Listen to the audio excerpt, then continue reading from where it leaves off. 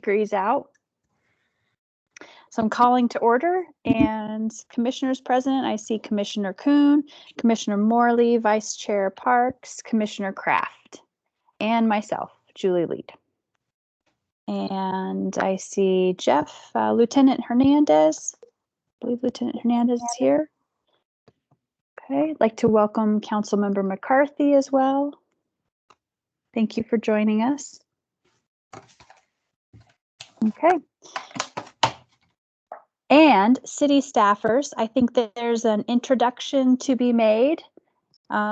Jeff, maybe I'll let you go ahead with that, the introduction of your new transportation engineering staff. Yes, we're excited to welcome David Lemke. He's on the call tonight. He just turned his camera on. Exciting. We can have him introduce himself. He's been with the city 3 weeks. Has it been that long already? Maybe a month? I don't know, 3 or 4 weeks. Really excited to have him. He's fresh out of NAU civil engineering program. So really excited to have David on board. I don't know if he wants to say a few words. You don't have to, but you can just wave. Your choice. Oh yeah, definitely. I'll say some words. Hello, everyone. My name's David. Like Jeff said, I've been working at the city for a month now. Started literally a month. I started on November 1st. It's been great. I love working here. A lot of great people, and I'm excited to be working with you. Well, welcome. We look forward to working with you as well. I saw another special guest this evening that we have. Do I see Chief Musselman on the line? Yes, good evening, Madam Chair and members of the Traffic Commission. I'm here, I believe former Mayor Joe Donaldson wanted to speak either during public comment or during, if it's on the agenda, about traffic issues on Linda Vista. So I'm here to listen and take recommendations if you have them or follow up. But thank you. Thank you, Chief. Well, I think that's an excellent segue to go into our preliminary general business, which is public comment. So at this time, I would like to invite any members of the public to address the commission on subjects that are not on the agenda. If you do wish to address the commission for an item that is on the agenda, we ask that you wait until that agenda item, and then I will call for public comment. So at this time, are there members of the public that would like to address the commission about items not on the agenda? This is Jim McCarthy. I'd like to make a comment. Please go ahead, Councilmember McCarthy. I've been thinking about this accident that happened on Beaver and Butler, where a woman got killed, etc. You know all about it. And the city has done some things to promote bicycle safety, but they had nothing to do with what caused that accident. So the other day I was driving down Route 66 and I almost ran a red light because with the sun going right in my eyes, I couldn't see. I was so focused on, going and watching where I was going that I couldn't even pay attention to the traffic lights.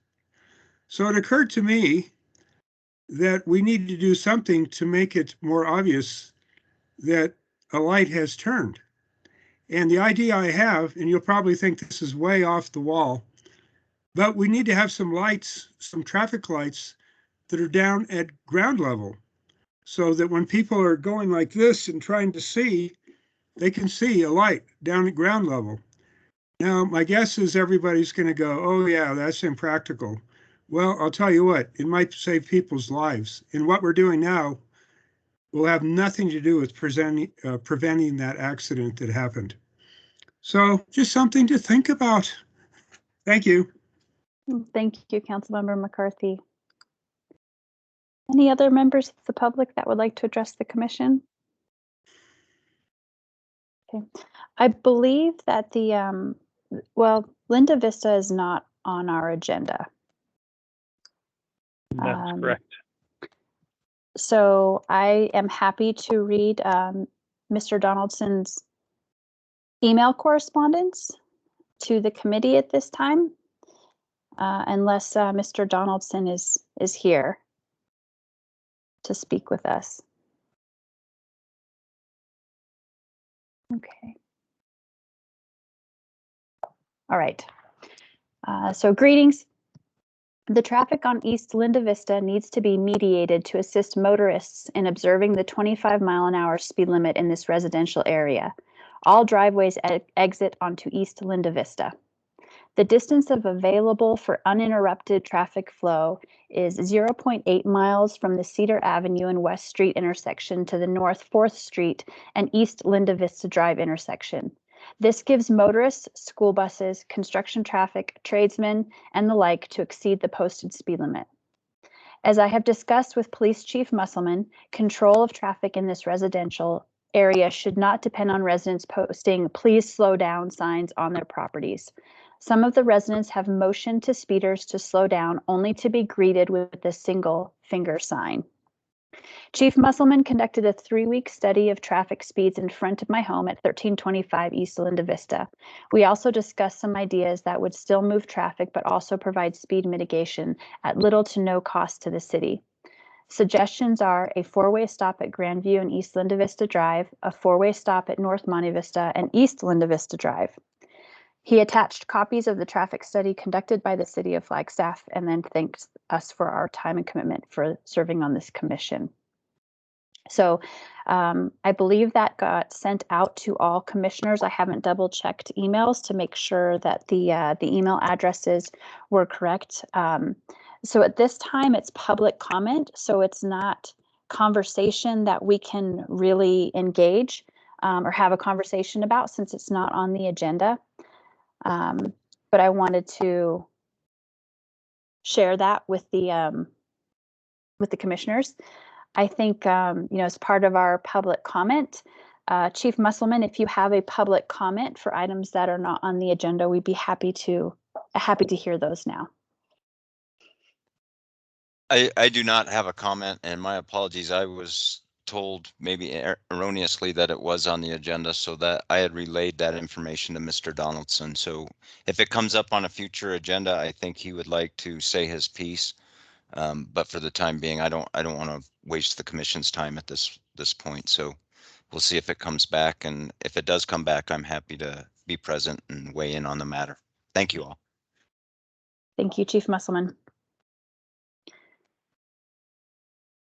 All righty, last call for public comment. Okay, hearing or seeing none. We do not have approval of the minutes because these meetings are recorded. And you are recording this, is that right, Jeff? Yes. Okay, thank you. All right, so let's move into new business, and this is appointments to our BAC and PAC. I'll turn it over to you, Jeff. So thank you. These usually come from Martin, and you get a little bit of a memo.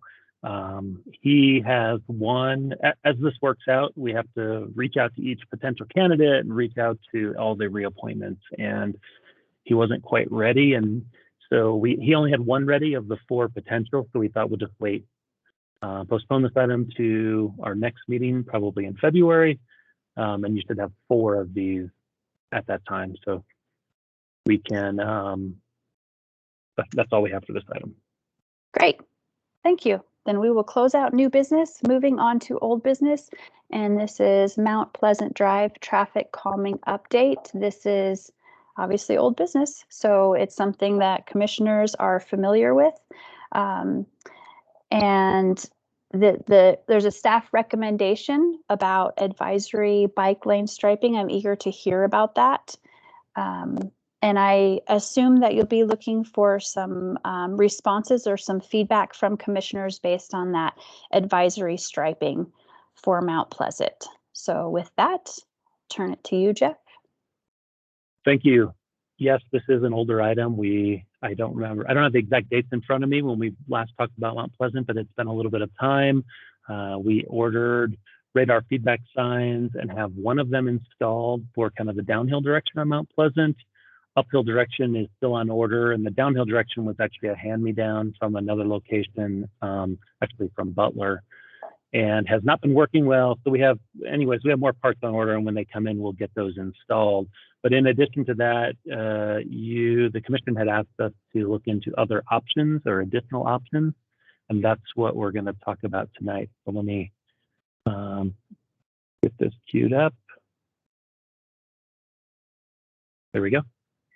So I do have just a brief presentation for Mount Pleasant, and we do have, hopefully we have one resident on the line, and there may be more. We had a couple of residents with the first discussion. I did reach out to the main resident earlier this week, and she said she would be able to make the meeting. So I haven't looked at the roster, but I'm hoping she's here. So I'm Mount here. Pleasant, I'm here. excellent, thank you.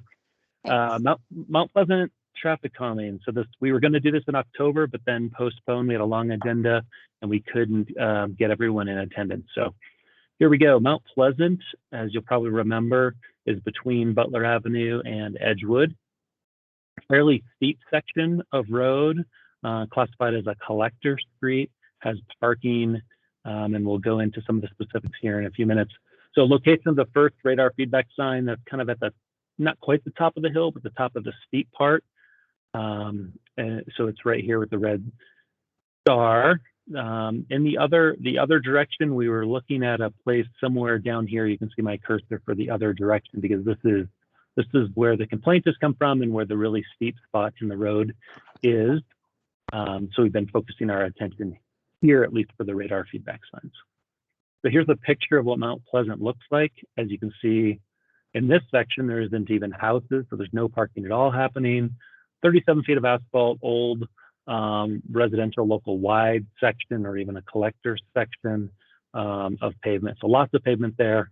One of the ideas often, right, is to either actually narrow the road or try to create the perception of narrowing with striping, which tends to have positive benefits for speeds. Striping is usually a little less effective than actual narrowing of the road. But striping obviously is much easier to implement and has a lot less cost, and you can try a couple different things. So that's what we're proposing here. This is something that Martin had suggested for another area of town where we have kind of enough pavement to have a couple of travel lanes and either parking or bike lanes. And in these residential areas, we've been very hesitant to remove parking in front of people's homes. And that's because we get a lot of pushback when we have talked about those types of things. So kind of limits us a bit for adding bike lanes to these types of roads. And again, not enough room to have everything, so you have to pick and choose. Anyhow, let's just jump into the cross section of what we're proposing and what these things are. So this is what's called an advisory bike lane. So it is often used in kind of the case that we have here, where we'd like to get bike lanes on this collector street to provide, you know, connections through from Butler over to Country Club, or almost over to Country Club, but also maintain the parking on the street, because the neighbors appreciate having parking in front of their homes. So the way it works is you stripe two parking lanes. Not sure which one's easier to look at. Maybe this cross section is easier to look at. The way this often works is you stripe two parking lanes, kind of like we have on University Avenue. And then you also stripe 5-foot bike lanes, but instead of having a solid white line, it's a dashed white line. You can see it in this picture as well. And then what you end up with in the middle is what we often call a queuing street. So it's not wide enough to have vehicles share this space going in opposite directions. We call it a queuing street because as you approach a vehicle coming the other way, someone has to pull over to the side, or both of you pull over to the sides and let the other car go by. Often we have these, if you think of places like Ponderosa Trails and some of the skinny streets, I think in Boulder Point, maybe queuing streets. Queuing streets, you know, this would be a parking lane on each side. So there'd be a parking lane and then just this narrow lane in the middle, and this would be where the curb goes on those typical queuing streets. So this is an advisory bike lane. These are the signs that go with this.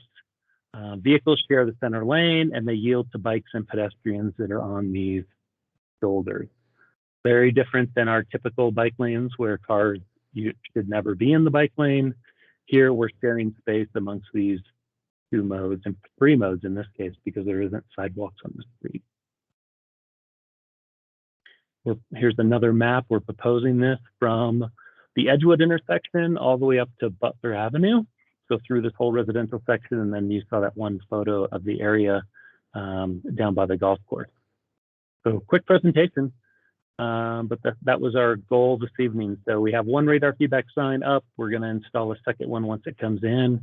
And then we're proposing these advisory bike lane striping to see if we can have some additional impact on speeds. And then at this point, striping won't happen until the spring, and we'll do some counting in the spring to see if we've had any positive results from this proposal. And that's my last slide. Thank you.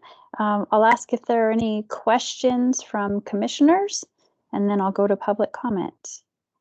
So I'll start with a question, and I think in the notes, Jeff, you had said this is a low volume street. Do you have an idea, approximately how many vehicles per day?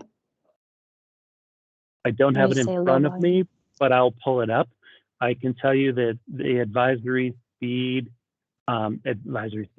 bike lanes have been used in excess of 2, 3, 4, 5,000 vehicles a day, which is well beyond Mount Pleasant. So I was pretty surprised to see that, but there's a couple of websites that have done a good job finding all of these across the country. They're a fairly new thing, but there's enough of them now that I feel pretty comfortable that we could try this even at these volumes. But I'll take a minute here while you're having discussion. I'll look up the numbers, but they're well below several thousand. Okay, Commissioner Kuhn.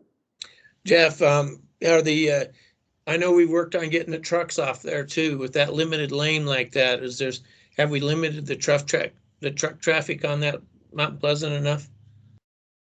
We shouldn't see a lot of trucks on Mount Pleasant. We used to have those signs directing people, that missed the other turns to the interstate onto Mount Pleasant. We don't have a lot of trucks today, and actually not a ton of volume, so I don't have a big concern with using these with the truck volumes that we have. Did you look at raising the golf cart coming across there to slow them down too? Or did you not want to do that with the fire trucks and the snow plows? Doing a raised crossing down at the bottom of the hill? For the golf course, for the golf carts. Yeah, we didn't consider that. Well, I mean, it's something we could consider. It's not where the complaint is. The complaint is back into that residential area. Let me pull up. So the crossing is down here, kind of in the flat, and the complaints are kind of over here. So you wouldn't typically see a lot of impact. I mean, it could be helpful in this vicinity, but it wouldn't be effective up here. Where they're really speeding. Okay. Yeah. Any other questions from commissioners? All right. Seeing none. Councilmember McCarthy, go ahead. Well, I just had a question. Is this a way to train drivers that driving in bike lanes is okay? Because I'm concerned that might be one of the impacts. Has this been studied other places? Yes, this has been used It has been used across the country in a number of places. I think it's fairly regional. Many of the uses, I want to say, were in Minnesota area. It has been used in Europe extensively. That's where the concept came from. And I haven't seen anything that indicates this is a problem for other bike lanes. Happy to share the link. I could have gone into a really detailed discussion about this, but didn't. I'm happy to share the link with people if they want to read up on this a little bit more. I think we should keep an eye on that, though. I mean, it might be an interesting experiment. And the other thing is we can always reverse it if it doesn't turn out good. Exactly. Yeah, thank you for that concern. I mean, we can listen to the neighbors after it's installed. If people are just driving down the bike lane, then obviously it's not working as intended. If we have some reports of that, we can also set our camera up and watch some video to see if we're seeing bad behavior, at least on this street. So kind of a pilot as well. We haven't done this before, but we're willing to give it a shot. So with that, I'd like to open it up to public comment. And Tracy Kramer, I believe you are here for public comment on this item. So please unmute yourself and go ahead. Hi. Thanks again for the committee and for Jeff for all the work they're doing to slow cars down on our street. We really appreciate it. I did want to mention the question, one of the commissioners asked about the raised crossing for the golf carts. There actually is a problem with cars coming around that corner pretty fast in that direction. The guy that used to live in this house actually took the corner too fast and flipped his car onto the golf course, from what I hear, long before we moved here. But that might be a valid thing to study, because the golfers could get mowed down if they're coming too quick around the corner. And then I am open. I think it's great if we're able to stripe to continue to slow the cars down. And we are seeing less trucks, actually. The first year we lived here, we had tons and tons and tons of dump trucks for some reason for about a 4-month period. And we just aren't seeing those heavy commercial trucks as much anymore. So that's good. Great. Well, thank you. Any other members of the public that would like to comment on this agenda item?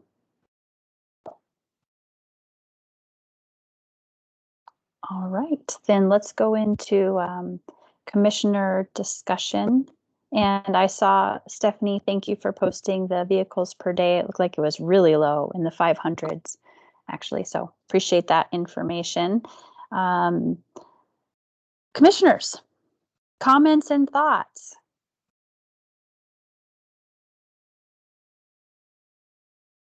Commissioner Morley. Thank you, Madam Chair. I want to say I'm really excited about this. I'm excited to try something new and commend staff on the effort. I think that what I'm really excited about is how narrow that middle lane looks, because I think that will be more effective than 2 side-by-side lanes that would accommodate passing for slowing traffic down. I've used these before, actually, and I have found what happens in terms of Councilmember McCarthy's question is that cars slow down a lot to try to figure out how to pass each other in a scenario like this, rather than just overtaking the bike lane automatically. They're still trying to stay within their lines. So I'm excited, and thanks staff for coming up with some solutions. Commissioner Kraft, I see you put on your camera, so please go ahead. So I'm curious, is this a weird European laning thing to try to slow down cars, or is it to try to accommodate bikes? Are there a lot of bikes on this road? I mean, has that been measured? I suspect we do not have a lot of bikes on this road, but it is a facility that we have mapped as a connector between kind of the Butler corridor through Country Club. We also have bike lanes on Continental, and this would be kind of a parallel route. So while we don't have a lot of bike traffic today, it is a type of facility that we're looking to add bike lanes when we can. And again, the space isn't available to add all of those things. So this is a technique that we could get the bike lanes installed, but I would say that's a secondary benefit. The primary is hopefully to see some reduced speeds. And does this come with signage that explains how to use it? Because I'm in favor of roundabouts, but I'm also aware that a lot of local drivers don't know how to use them, and there's confusion when they're introduced and stuff like that. This is the actual sign. Hopefully I'm still sharing my screen. Up on the top right, this is the sign. It's a busy sign. I believe we've seen another version or two out there, so we'll have to pay attention to what you're talking about. Again, if we're seeing people drive down the bike lanes the whole way down the street, it's clearly not, it's not obvious to most drivers. This will be kind of fun in that I really don't think we're going to have conflicts and issues. We may have some confusion, may slow people down. It'll be interesting to watch when we get this installed and see what we learn, because it will be the first one in the area. I'm guessing no one's driven one of these. I have not driven this particular layout before. We'll see how people respond, but we will have it marked properly. We'll have signs up, but we will keep an eye on it because it'll be different for sure. And who does the watching in this case? I mean, are you staking out this street? And Actually, that's kind of what we do after we get it open. We'll go out and watch for an hour. But with 500 cars a day, we won't see a lot of action. It's not a terribly busy street. But yeah, that's exactly what we'll do. We'll literally sit out there and watch it for a while and see how people behave. Interesting. On a separate note, I did see I've been kept home with health issues for a couple of months, and I made my way out to Butler recently and saw that, you know, what we've talked about has been implemented there, and I was trying to remember what the green bars were for and stuff like that. So I'm always the guy who's always like, how do people know what to do? What teaches them how to use it? And I'm assuming some of it's meant to be intuitive, you know.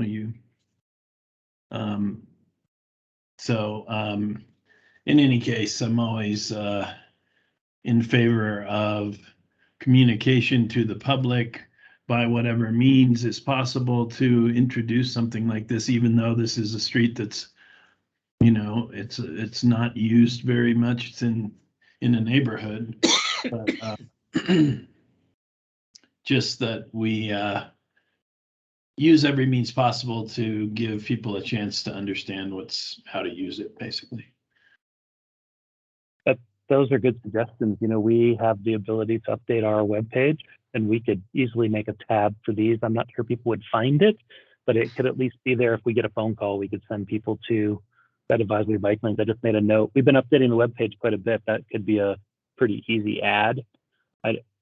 We're off topic slightly, but on the Butler, on the green bars and different things, I know Martin shot a video last week, and it may already be posted on the website, trying to educate cyclists on how to use all those different markings that are out there. So again, I don't know how well people find our website, but that's a tool that we have and we do use. I know the county has, you know, their little newspaper they put out quarterly, I think. Does the city have something like that? Is there a city version of? I actually look at that, so that's helpful to me to find information. I'm embarrassed to say I don't know. We used to put articles in Cityscape. Does that still happen? Nobody's asked me to help with a Cityscape article in quite a while. I don't know. Yeah, I think it occurs, but maybe less frequently than it used to. But okay. I mean, that kind of goes to every mailing address, so it would be maybe a good place to talk about these things.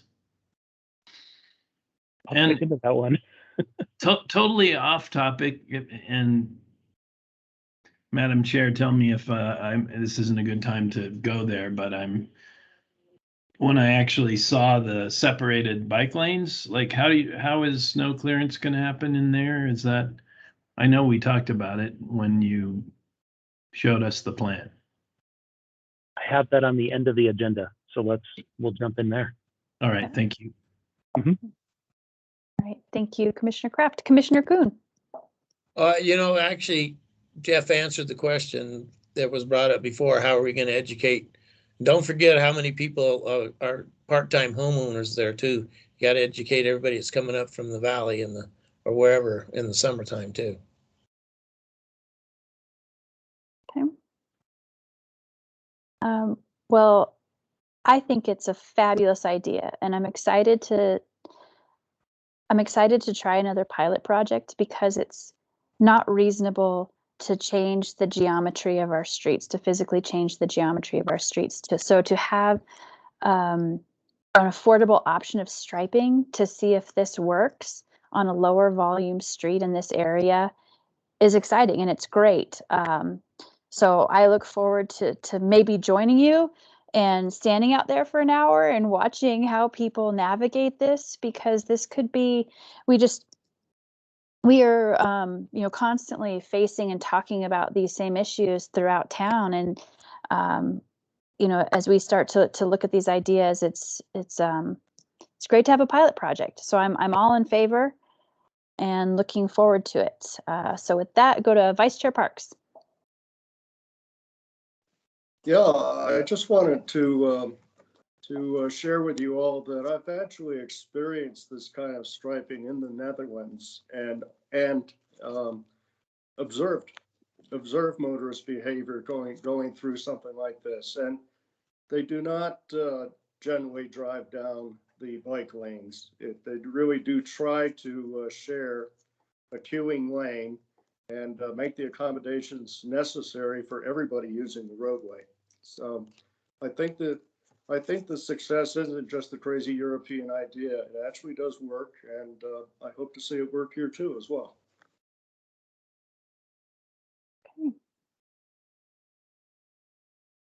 I am hearing from commissioners a thumbs up. Jeff, as a go-ahead, but that the education component and the notification component to the public and the residents in that area is important. Councilmember McCarthy, do you have any final thoughts before we conclude this agenda item? No, I think it's worth a try. And of course, I'm not a voting member of this commission, but I appreciate your asking. Thank you. I'm very interested in the things we talk about, as you know. Yes, thank you. All right. Are we good, Jeff, on this one? Very good. Thank you. Thank you. It's exciting. All right, let's move on to our next old business agenda item. This is Boulder Point Neighborhood, University Avenue, which again, we've talked about quite a number of times. And this is going into the traffic calming, the candlesticks that were put in place on University Avenue as a way to reduce speeds based on our scoring matrix. And looks like staff has a suggestion for permanent calming setups and is looking for feedback from us on our preference on a recommendation of what we'd like to see out there. All right, so we have a little bit longer presentation for this one.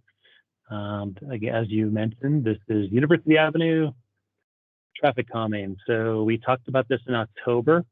Here we go. Here's some of the highlights of what we talked about from October. We saw some speed decreases on University Avenue with our temporary traffic calming islands and the bump out. We also installed the radar feedback sign. So we had a combination of devices and again, saw some improvements, a couple miles an hour. And then you can see a pretty good reduction on our residential management scoring sheet. Transportation Commission requested that we produce some options to include off-street bike facilities while still slowing speeds. So one of the concerns was, and I'll move ahead.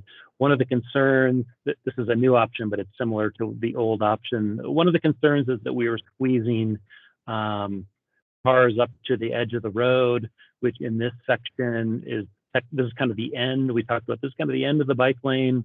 So we were ending the bike lane a couple 100 feet short of where it had previously ended, and we heard some public feedback. So that's what our options are looking at today. What can we do to still have some speed, slowing, and accommodate cyclists or not squeeze cyclists and cars into the same space, which is interesting because that's what we just talked about on Mount Pleasant. So here's our first option. The blue line would be new curb.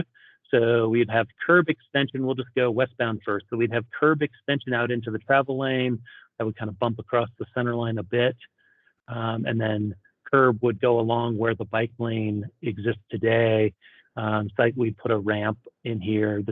These are not super detailed, so you don't see ramps and things, but where the arrows are, the little blue arrows are where bikes could enter this 10-foot sidewalk and then exit the 10-foot sidewalk back. And then remember, this is a parking lane, not a bike lane, but lots of bikes like to ride down this parking lane.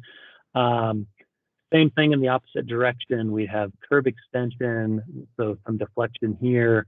The center island gets really small in this scenario because we're trying to keep all of this in the right of way. 10-foot sidewalk on this side would be shared use for pedestrians and bikes. This option has less offset, so probably not as effective as what we have out there today. So let's see. Option 2 is more similar to what we have out there today as far as traffic calming goes. So for vehicles going westbound, it's actually relatively straight in, so that's not quite as good as what we have today, because remember, we're pushing cars up towards the curb today, but we do have this curb extension here, which deflects vehicle paths to the south before continuing on to the west. Eastbound, some narrowing and then deflection around this island and back out. And again, the blue arrows are where you would ride your bike, so you could jump onto the 10-foot sidewalk, cross the intersection. This would be like a 15-foot sidewalk, and then back out into the parking lane. And on this side of the street would be a 10-foot sidewalk. Really rough lines, but you can see we're now extending beyond the right-of-way limits, so we need to potentially purchase some right-of-way from, I believe this is at Church to the south. Option 3 also stays in the right-of-way, kind of some more traditional traffic calming. Sometimes this is called a chicane, where you're, getting bumped back and forth. So you can see westbound, kind of a quarter of a lane deflection. Cyclists jump up on this. I guess that'd be 12, 13-foot sidewalk, and then back out into the parking lane. This doesn't have an arrow here. It's technically a parking lane, but we could make this traversable by bikes if we wanted to. But kind of a second deflection here for westbound, and for eastbound, something here potentially, and a little bit of deflection here. Again, staying in the right of way, fairly low cost option for option 3. And then we did it because it just kind of came up for option 4. So we had kind of dismissed this at the last, but it does have some benefits, obvious benefits for vehicle deflection. So westbound, again, the road narrows, go to a 10-foot sidewalk, cyclists jump up on the sidewalk, and then come back out through this area. Have some sort of mini circle. I mean, this is dimension, because we like to keep these dimensions for snowplows to get by on the turning movements. They need about that much room to be able to get around these things. Again, subject to final design, what the actual dimensions would be, but this is the idea. And you can see major deflection here. There's a circle in the middle of your lane. As we heard in other neighborhoods, sometimes cars go the wrong side of these. The issue with a circle is the bottom of the T here is usually just a straight through movement. And so that's why we would introduce this curb extension on the approach for eastbound. And again, cyclists jump up on a 10-foot, bigger than 10 foot, and then can jump back out into the bike lane here. 4 options, open to, we can go through these with questions, but I do have a couple more slides to summarize them, and then maybe we can go back and look at them. So there's kind of your 4 options. We're thinking all options except for number 2, which is similar to what we've been testing. We would want to go ahead and modify the diverters that are out there today, which is something we are trying to avoid, but it's going to be hard to avoid that with these other options. So option 2 is similar to what we have out there today, and we think would be similarly effective, maybe even more effective. Concrete is better than the candlesticks. Again, the other 3 we'd want to test out, and there is some time for testing, because I mean, this is not, if this becomes a fairly large project, we don't have large funding. We're going to have to get this project thrown into the capital improvement program hopper and see if we can find some funding for it. So we may be with our test set up for a little while still, no matter what option we go with. So this isn't necessarily delaying the final. And that's my last slide. Kind of quick. All right. Thank you. I imagine we're going to be toggling back to those images with the options, but let's start with commissioner questions, public comment, and then discussion. So commissioners, any questions for Jeff?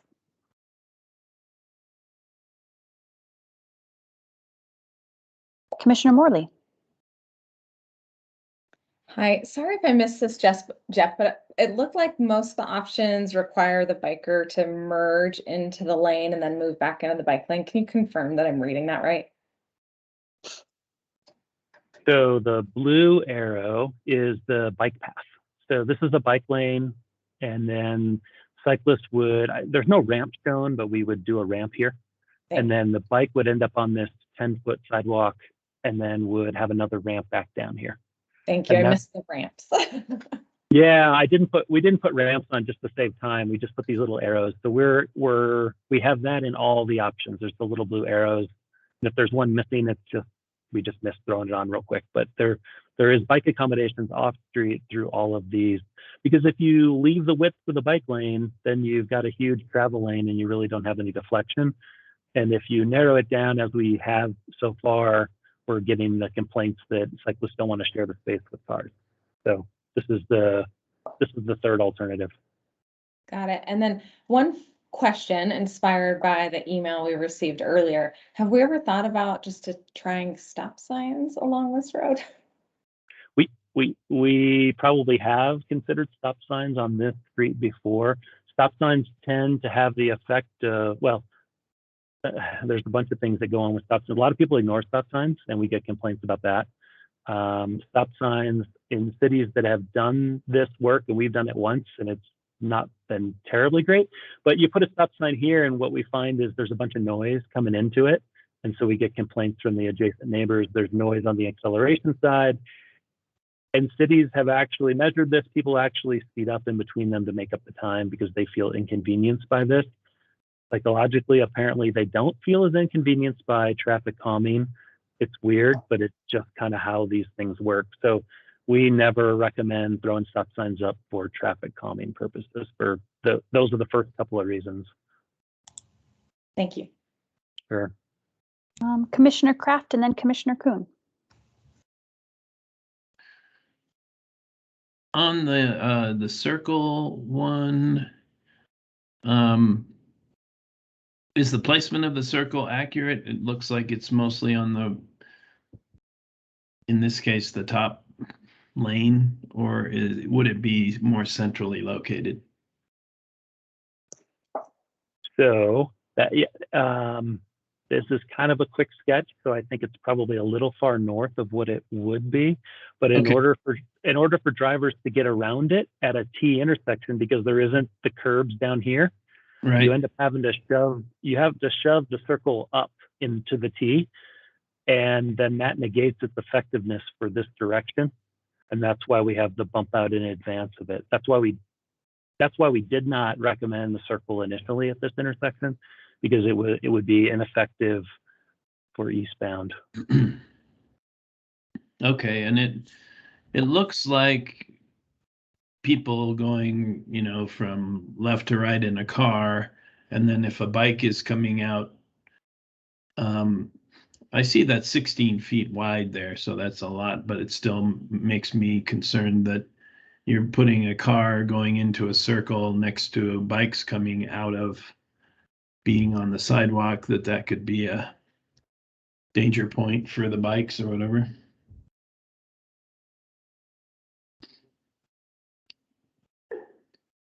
Yeah, we could extend this curb as well so that the bike went straight across and then came back out.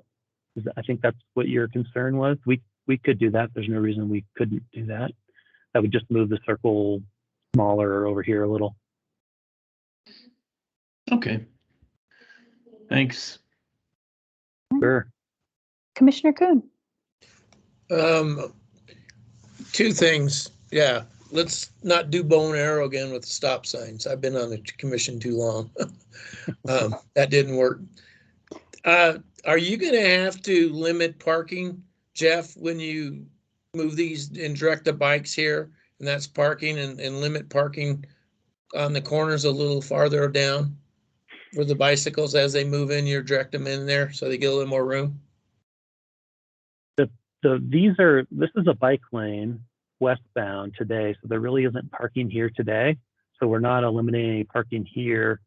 And this is a bike lane headed out of the neighborhood, kind of after you leave the last house, parking in that same stripe. So this particular scenario doesn't really limit any parking beyond what's already limited. This one would. This would eliminate parking between the two houses. This one would as well. This would take their parking from the front, but they do have side. Okay, they have side parking then. All They right. have side parking. So yeah, option 2 and option 3 eliminate a little bit of on-street parking, but there are other options nearby. We'd probably want to knock on doors and let people know what's going on, but I don't know that would be a huge concern. It's not a significant loss of parking. Okay, No. thanks. Okay. We'll close out the question portion. Call for public comment. Are there any members of the public that would like to speak with the commission? Brian Lee Wilson, please go ahead. Yes, thanks, Madam Chair. I just wanted to say that I prefer the option 4 with the traffic circle. I feel that the traffic circle is going to be a little more effective at calming the westbound traffic with the bump out that's a little west of Tombaugh on the south side of University. It's still going to impact the eastbound traffic. Even if it's slightly less effective in the eastbound direction, I'm not as concerned because eastbound traffic is leaving the neighborhood. So again, I just put in a strong preference for option 4. Thank you. Thank you. And I have Jared Nishimoto. Did I pronounce your last name correctly? Yes. Go ahead. I'm a resident of Boulder Point. And I do a lot of biking here, and I have actually almost been struck twice, right where that little 10-foot marker is right there, by cars that just don't care. So yes, I do appreciate that you're, and I'm an avid biker, so I'm biking up and down this all the time. And my personal opinion of the option 4 is I also worry about these are slightly larger houses, so semi trucks that are coming in and out to move people. I don't know if there's actually going to be enough space around that traffic circle to allow semi trucks that are large moving trucks. I like option 1.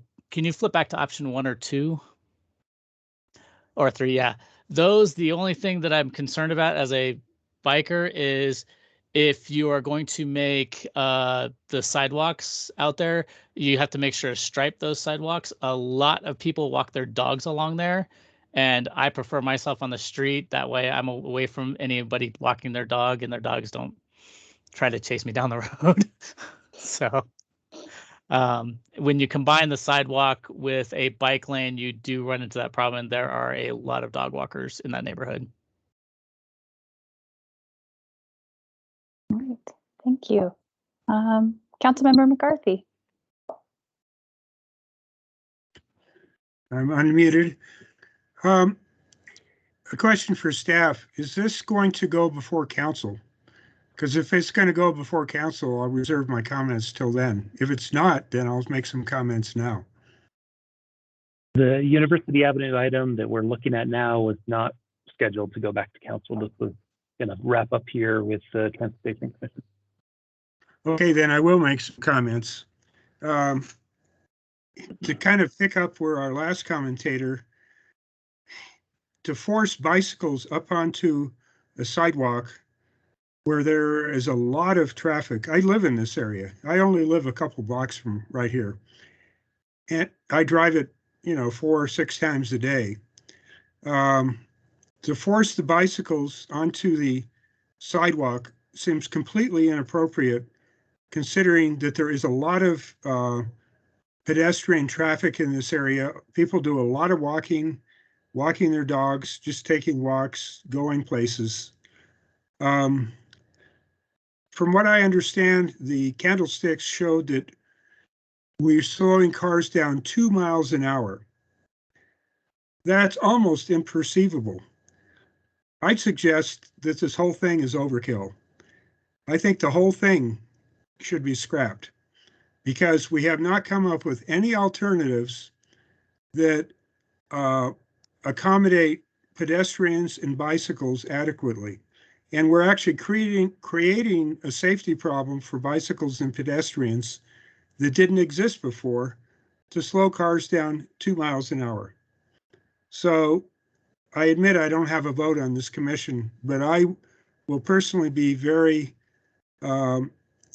unhappy if any of these options are put into play. Thank you. Speaking as a resident. Thank you. I do have a comment that I would like to read from Mr. Williams. And it is, I see that all of the candlesticks are back. This weekend they were gone. I was told someone took them and they were found on a walk in Presidio, so the person brought the ones he found back.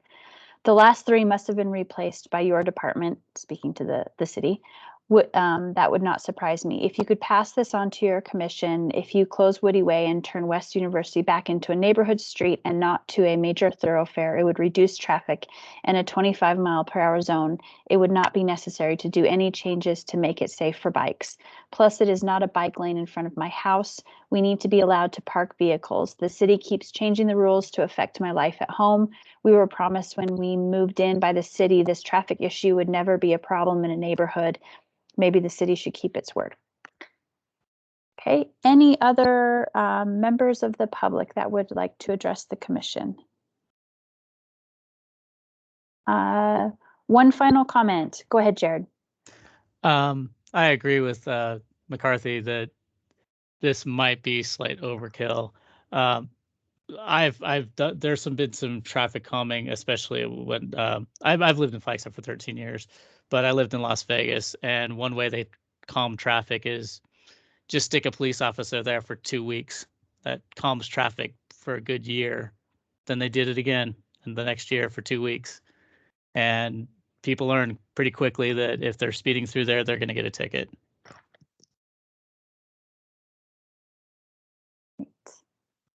Thank you. Okay, final call for public comment. Otherwise, I'm going to turn it over to commissioner discussion. Okay, we're going to start with Vice Chair Parks. Yeah, you know, I am actually not in favor of forcing cyclists up onto sidewalks. First of all, our most experienced bicyclists on city streets probably won't go. And with that kind of directional arrows, I think it leads motorists to believe that all cyclists will go up on the sidewalk. And so I'm not really in favor of doing that. Of course, any cyclist has the option to do whatever they want, as do motorists. But so yeah, that's my comment on that. The other thing I need to say right now at this point, if you don't mind, Madam Chair, is I need to leave the meeting, and tonight is my last meeting on the Transportation Commission. My wife and I need to move to upstate New York. We have some elderly family members to look after, and our home is sold. We close on January 29th, and at that point, Jeff informs me that I would no longer be a resident of Flagstaff. So anyway, that makes tonight my last meeting. It has really been a pleasure to serve this city for almost 10 years in city commissions, and you know, all I can say, I wish everybody well. This is a fabulous place to live and a fabulous place to serve. So good night.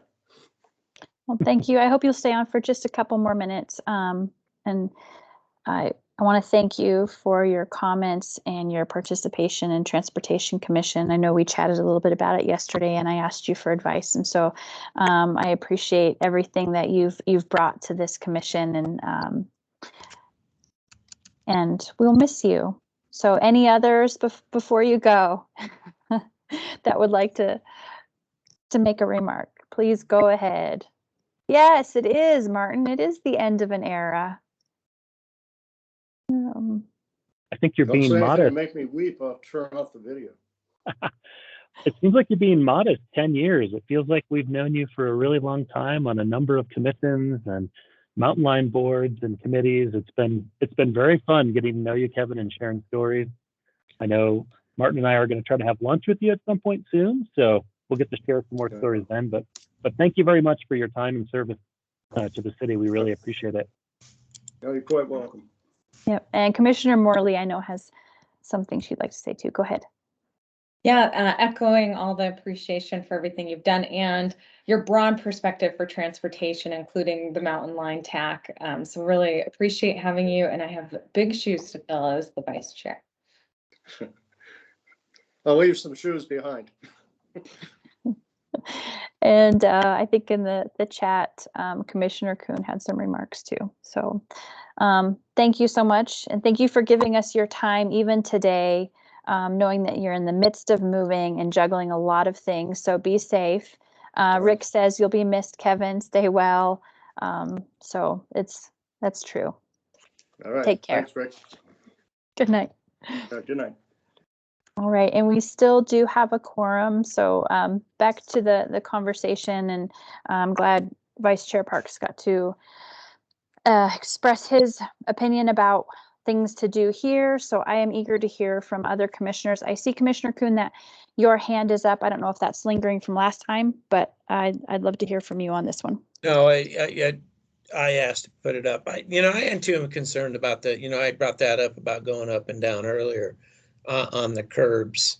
That is kind of concerning with what we're doing with bicyclists on that point, and especially the safety. We do need to slow down. I don't live there, but obviously with my job, I get around a lot, and I actually have a good friend who works there and or lives there, and a family member used to have a business on that street. So, I'm familiar with it. We got to look some other options. Commissioner Morley. Yeah, thank you. If I recall how we got here, we did the matrix that we do for a lot of these speeding issues to see if it was worthy of traffic calming. And I think it was, and that's why we've put so much energy into it. And so I do want to honor and find a way to reduce speeds per that policy that we have followed in trying to do so. I share some of the same concerns about bikes and pedestrians on the sidewalks together in terms of best practices for multimodal.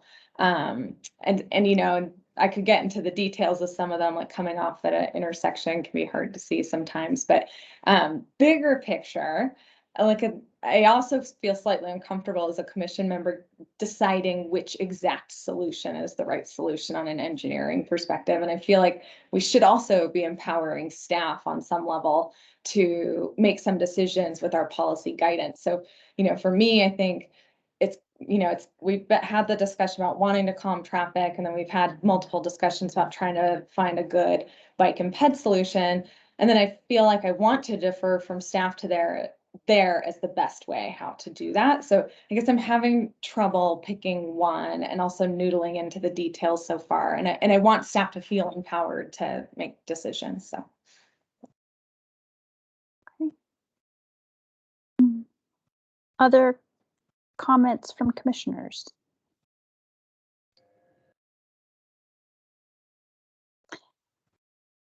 I guess so we have urban trail throughout the city of Flagstaff, and the urban trail is a shared use facility for both cyclists and pedestrians. And because it's shared use, we make it wider. We make it that 10-foot width.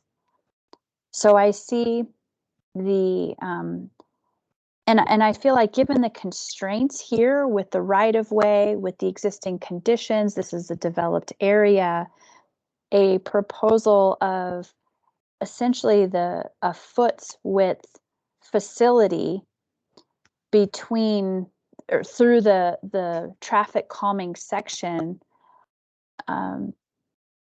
is an appropriate possibility. I also hear, the concerns about cyclists sharing the same space as pedestrians.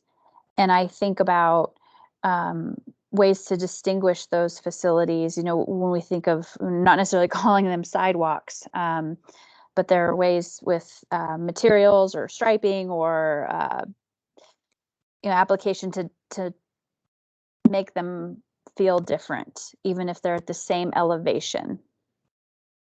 So I don't have, I guess I don't share the same objection to that 10-foot pathway on both sides that I've heard from commissioners and Councilmember McCarthy and the public to some extent. It is and Commissioner Morley, to your point, this is difficult because we, you know, part of me also agrees with Councilmember McCarthy in that it's like it's gotten to the point where it's option 5 is you don't do anything. But again, this is a policy that we as the commission put in place, or I guess the matrix, to be able to evaluate these. And I fear that if something isn't done, then it will continue to be calls and time for staff out there to be addressing what seems to be a chronic speeding issue through here.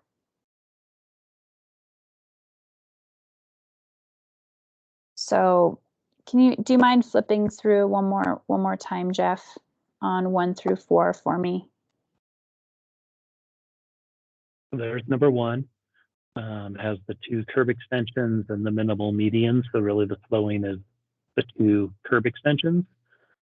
Option 2 acts more like what we have today, with the large central island and the curb extension downstream, and it adds a little bit of something for eastbound, which the current one today doesn't really have. People just squeeze across along the curb. Option 3 is a series of curb extensions, kind of schematic. I mean, these could be a little bigger, a little smaller, so don't worry about the shape and anything at this point. And option 4 is essentially a neighborhood mini circle with a curb extension here because of the T intersection. Okay. In looking through the options, I see option 1 almost has the least impact overall, perhaps. Hard to say. 1 and 3 are probably similar. I'm curious, is there a preference from your team, Jeff, on this and what you've seen out there?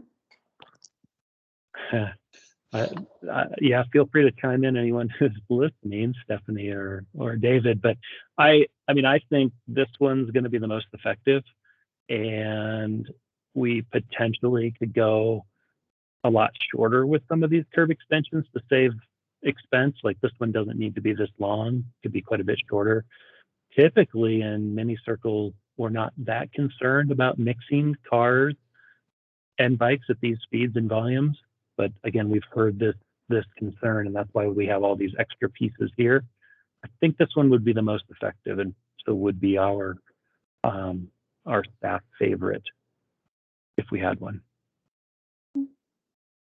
Looks like a couple more hands raised. Commissioner Kuhn and then Councilmember McCarthy. I'm sorry, I didn't take mine down. My fault. That's a problem. Councilmember McCarthy. So Julie, you talked about a 10-foot wide path there. Correct me if I'm wrong, but the sidewalk would stay the same width as it is now, but then there would be some asphalt pavement that would not be used. Or would we be widening the sidewalk to 10 feet so that it's all at the same elevation? Yeah, the last option. So this blue line here is supposed to represent curb and gutter. So the curb and gutter is here in the black existing, and we would extend it out where the bike lane exists today. And so the new sidewalk, I probably shouldn't have called it a sidewalk. The new multi-use path or widened sidewalk is 10 feet in this location. So this, as was mentioned earlier, the same width as a foot trail. All right, thank you for that clarification. I'm trying to think if there's an example of this somewhere else in town. You know, I keep going back to 180 and how those we've got the 10-foot wide multi-use path on the west side of 180 and how that comes in with the intersection. But it's not really apples to apples. Can you think of another location, Jeff, where there's something similar like this? This idea of a bike lane ending and then the sidewalk going from normal width to a double width is what we do at all roundabouts. I mean, this is the concept that we do at roundabouts.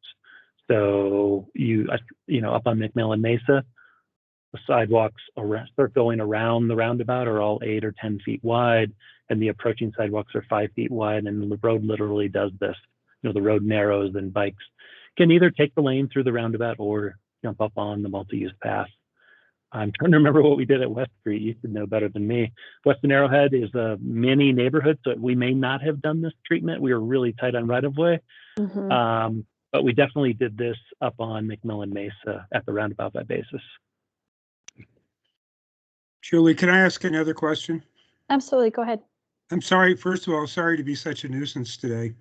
If a person were on Tombaugh going south and then wanted to go east, they'd have to go around the circle in a manner similar to a legitimate roundabout. So my question for staff is, are the radiuses and clearances adequate that a car or a large, say, truck, a mail truck or whatever, could come south on Tombaugh and make a left-hand turn by going around the roundabout? Yes, for passenger vehicles and probably for small trucks, SU-30s, 30-foot single unit trucks. Other large vehicles will go in front, and that's just kind of how these work. You mean they would take a tighter turn and they go on the wrong side of the circle?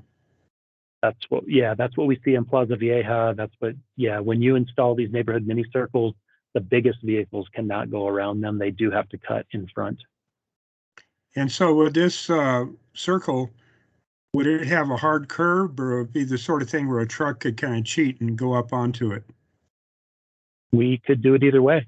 We could do it with a mountable curb and then just like a half a golf ball, or maybe a third of a golf ball, which is what we did at Weston Arrowhead. Or we could do it with hard curbing. We can do it both ways. They've been done both ways. Thank you for all your patience.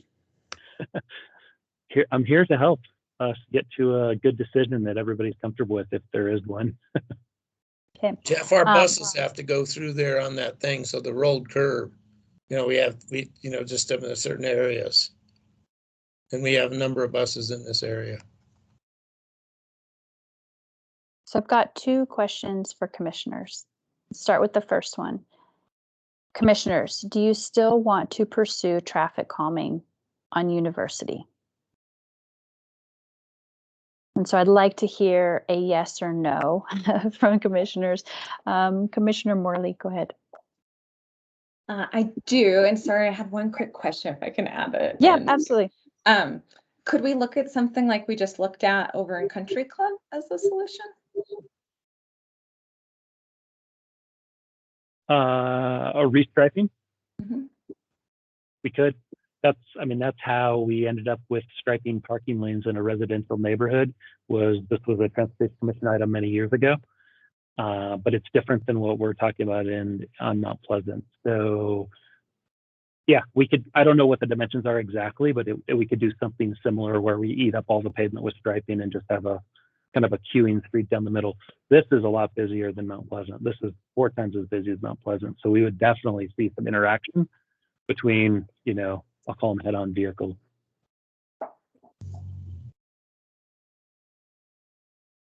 Okay. All right, commissioners, questions going around. Question being still pursuing traffic calming on University at this location. Commissioner Kraft, I'll just call on people. Yes or no? Yes or no what? To pursue traffic calming at all on this section of University Avenue. Come back to me. I'm still deciding. Okay, sounds good. Commissioner Kuhn. Thank you for calling, Money. I stayed before. We need to find an option. I'm concerned about the bicyclist, but it is a long stretch of road and fast, and we've heard from it. We need to do something.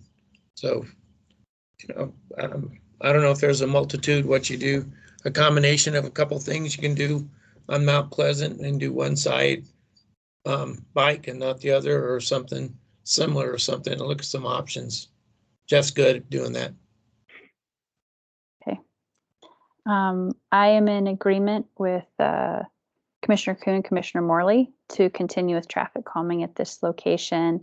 And Nick, I'll give you a moment to think about it a little bit more. Gary Tallman, I see your hand is up. I have closed public comment on this subject. However, I'm willing to give you just a very brief moment here to let us know what's on your mind. Okay, thank you very much. You see that house on the screen right now? That's mine. And I noticed in option 1 and 2, this 10-foot sidewalk extended over my driveway. So I'm not sure how that affects access to my house.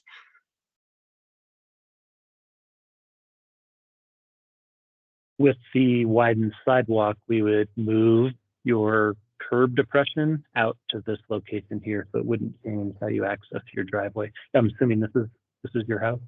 Yes, it is. Thank you. Sure. All right. And if I can have one other brief comment on the 10-foot wide sidewalk and the mix of walkers and bikers, can you do something like you've done on the streets just recently, where you put up kind of a curb with plastic pipes sticking up that would separate the two?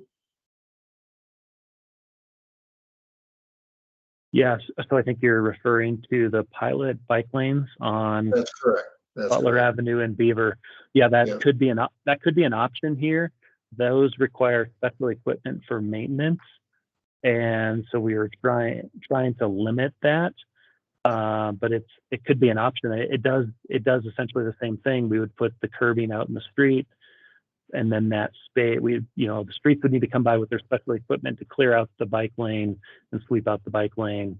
On Beaver and Butler, they're actually going to put it into the street and then come back with a snow blower and pick it all up.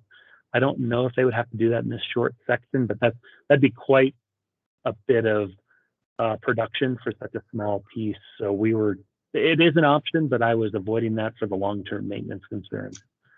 Thank you very much.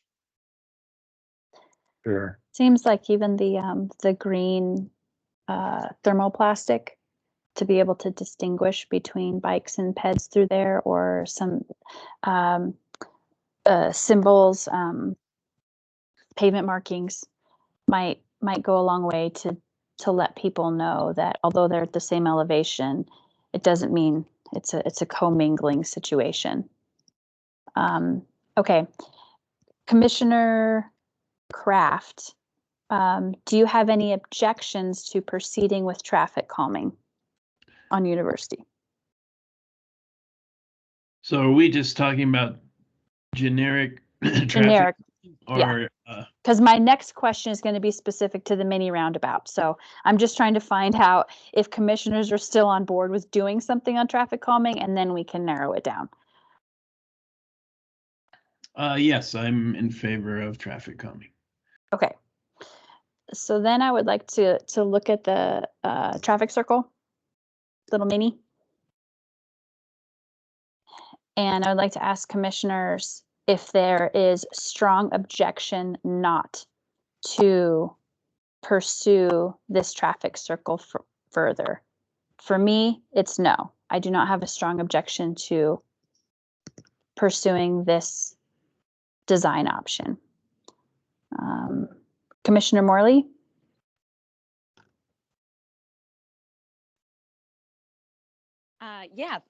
Good question. I don't think I have an objection to pursuing it further. I'd love to defer details of design to staff and ask them to work with Martin to try to make the bike improvements the best they can be.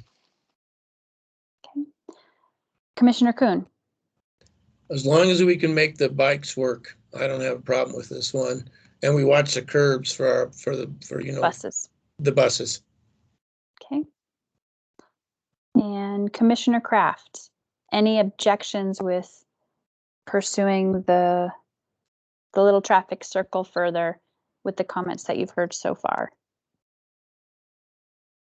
No objection. And in fact, this is the solution I'm most in favor of, because I think if we're going to do something, this will have the most impact. Thank you, Commissioners. Jeff, did you get what you need from Commission on this agenda item? I did, and as I mentioned at the beginning, just to recap, we will go ahead and try this first. We're not going to go straight to permanent. And if we continue to have good weather, we may attempt to do it still this fall, because it's really useful to get a winter experience on these devices. So we may see a change really quickly if we can get weather and crew availability. Otherwise, it'll be the spring. But yes, thank you. I have what I need to keep moving this one forward. Okay. Thank you very much. Final call for any last comments on this. Otherwise, I'm going to go to the Woody Way Gate. All right. Let's talk about the Woody Way Gate. At our last meeting, we had a lot of public comment. We had a lot of discussion. We had a unanimous recommendation from the commission to keep the Woody Way Gate open. Since that time, staff has gotten some information, cell phone data related to destination and origin and trips between Presidio and Boulder Point that they'd like to share with us. The other big piece of this is I believe we are scheduled to provide an update to City Council this month, Jeff. Like this is the 14th, I believe. The 14th to, whew, it's coming right up. Okay. Nothing like trying to cram everything into the holidays. A presentation to City Council with the Commission's recommendation for this. So with that, I'll turn it over to you, Jeff. Thank you. Yeah, the point of tonight is kind of two things. One, we're going to review the PowerPoint that we've prepared for you, and probably something very similar for City Council in 2 weeks. So we're looking for kind of feedback on that, and feedback on I think what we've discussed a little bit or thought about is that I would do most of the presentation probably, and then Chair, you would get a slide or two at least. And so we can talk about that a little bit as well. And then, yeah, we did a little bit of work on cut through, because that was kind of an outstanding question, at least in my mind. And I think from some of the public as well, kind of what exactly is going on out there. So we have some really cool, we have a really cool subscription to something that's called Streetlight, which is completely confusing, but the name is confusing because it has nothing to do with streetlights, but it's anonymized cell phone data. So most people have a cell phone or a vehicle with some sort of cell type device in it. All of your movements are tracked generally by different things. And then it's anonymized and aggregated, and we can basically go into a database and see, we can draw a box and say, hey, all the people that start their trips in this box, where do they go? And so that's what we did. And it's kind of cool to take a look through it. And I think it just may help you understand exactly what the flows look like by time of day and by where people are starting and stopping. And we may not, it may be more detailed than we want to share with the City Council. This is probably just for you, and maybe we can summarize it into just a slide for them. And then the second thing, or maybe this is a third thing now, you asked, last meeting you said keep the gate open, but maybe there's some things we could do in the vicinity of the gate to help people behave a little bit better, or maybe slow things down a bit. So both of those things we'll cover tonight. Here we go.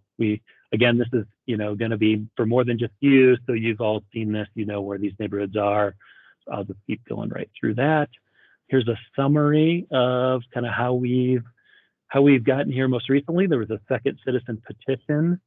This was a City Council meeting on September 21st. City Council voted not to move the item forward for their discussion, but asked that we take this to the Transportation Commission. We met in October. You voted unanimously to keep the gate open, but asked for some calming options. There's some enhancements. And again, we're going to be at City Council in 2 weeks with this discussion. This is the new piece of cut-through analysis. So again, I probably talked through all of this already in my introduction. Streetlight is the name of the subscription that we have. The data is pulled from smartphones, also parcel data and digital road network data to figure out where these, because they don't have pinpoint accuracy on the cell phones. They know they're kind of in this vicinity, and so they put them on to the road network. And they do we give them count data so they can calibrate this information, because not everyone has a cell phone, or some cars have 4 cell phones. So they know how many pings go down this road, and they compare it to actual count data so that they can calibrate. They do a pretty good job with that. We looked at a whole year's worth of information, and then we looked at just September of 21, which is, we've had COVID going on, people working from home, NAU not being open. So that was the first month of what we considered kind of normal. And we did see, when we looked over the summer, when we looked over last spring during the NAU session, traffic patterns were actually different. So September of 21 is the best thing we have for data that's normal. We looked Tuesday through Thursday, and we broke it down by 3 peak periods. And this represents kind of 6 a.m. to, I believe, 7 p.m. So kind of all the daylight hours, which is most traffic on the streets happen in that time period. So here's it broken down. And I'll go slow on this first one because there's a lot going on here. So at the bottom, we have it labeled peak AM. So this is the AM peak, and it's 6 a.m. to 10 a.m. And these are eastbound trips that find their way on Woody Way. And these are eastbound trips that find their way on Woody Way, broken down into 3 different types. So we'll start with red being the first type. So these trips start somewhere outside of these 2 neighborhoods and off here to the west. And so they start not in the forest, but they could be at Gore, they could be up on Route 66, but they start out of the neighborhood. They work their way through the neighborhood in some fashion. They ping on Woody Way, and they continue on through the neighborhood, either on University or Highland Mesa, and exit the neighborhood. So that would be what we consider a true cut-through trip. When we've dealt with these issues in other neighborhoods, like the Bow and Arrow neighborhood, it wasn't 6%. It was a huge number of trips that were actually passing through the neighborhood. So this is actually a very, very low number for cut-through. Blue are external trips, work their way through Presidio, work their way through Woody Way, and then stop somewhere in Boulder Point. And in the morning, we saw none on average for September of 21. Green are trips that started in the block of the neighborhood that we call Presidio, went through Woody Way, and ended up external to the neighborhood to the east. So 94% of the Woody Way trips start in Presidio and end up somewhere off to the east in the morning. I'll keep going through the other time periods, but does that make sense? They all kind of look the same. They're just different time periods and directions.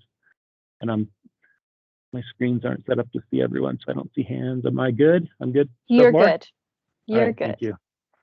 Actually, wait. Commissioner Kraft has a question. Sure. I'm just curious if any of these map apps actually guide people to take this route. Do you have that kind of information by any chance? We did some travel time checks with Google, and I don't know. Maybe I'll ask David to chime into the chat with an answer, because he did some travel time runs. We just used Google, and said, hey, we live here, and how do we get to Home Depot? And I don't know if it said go through here or if it went out. I'll have him type into the chat if he's still in the meeting. I don't know. Usually it does go with the quickest route. So yeah, is it okay if I talk it out, Jeff, or would you prefer me to type it? No, that's fine. Okay, great. Yeah, in my experience, like when I went on Google Maps, it would always take you out of the neighborhood onto like the main streets. But there was an option where you could say like, oh, I want to avoid highways, like I want to go on surface or like on smaller streets. And I think if you chose those options, it would take you through Woody Way. But I had to kind of dig to find that option. I think most people will just take the first option and Google Maps gives you, which will take you to the main streets. Okay, yeah, and I'm assuming if there was a traffic problem, Waze might take you through here, as an alternate for taking the bigger streets. That's true. Yeah, Waze I didn't look into as much, but they might prioritize these ones more because it would be quicker. And yeah, so Waze is that's a good point. Google Maps went to this like the main streets, but Waze might take you through these community streets more often. Okay, thank you. All right. And say proceed, Jeff. Okay, so that was the peak morning. Again, 94% of the trips are starting at Presidio and heading out to the east. Here's what noon looks like for eastbound. Same colors, same kind of patterns, and maybe the summary is the most important. So now we're at 84% of trips on Woody Way eastbound start in the Presidio side, and we had 16% external cut through. So that's come up some from where it was, and again, very few trips ending up in Boulder Point that use Woody Way that start external. Here's the PM peak, and we'd expect to start to see a little bit of a difference, and we do, again, very few trips that start external and end in Boulder Point. Our cut through is up to 23%, so externals that just don't have a destination or origin in the neighborhoods, and then green is 76%, so still high volume. The highest percentage by far of those eastbound trips are people starting in Presidio and heading towards the city center. Kind of expected, but interesting. So then we'll go AM, noon, PM for the opposite direction. So here's westbound. So red now is external start, and they go through Woody Way and end up external. So for the morning in the AM peak, actually a lot of it's not a huge volume. It's only 57. That's lower than the other direction, but 60% are actually external to external red.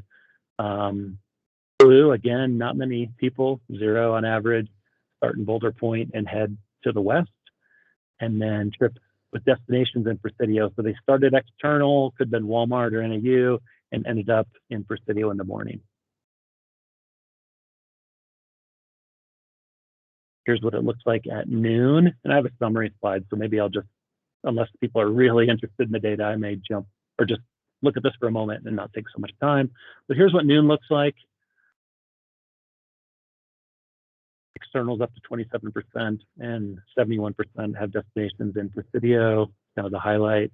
And the PM, 81%, and externals are 19. And we now have one person originating in Boulder Point on average and heading out to the west in the evening.